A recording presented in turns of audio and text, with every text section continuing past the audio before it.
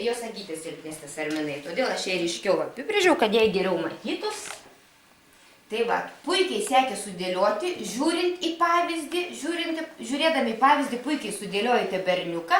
Na, o dabar jį reikia ką daryti? Suklijuoti. Pradedam nuo plaukučių arba nuo akyčių. Kiekvieną detalę tepame klijukais ir dedam į tą pačią vietą, iš kurios paėmėm. Taip, tvarkingai patepam klijais. Ir dedam į tą pačią vietą. Iš kur paėmėm? Po to Arminai gerai. Čia ar ne? Po kiekvieno Greta neužsukinėkim klijų, nes labai daug laiko sugaišim. Puikiai. Taip, puikiai šaunuolis Arminas. Sekasi labai gerai. O dabar reikia šitą. Reikia pasidėti rūpius. Taip, tvarkingai patepam. Tik daug klijų netepkim.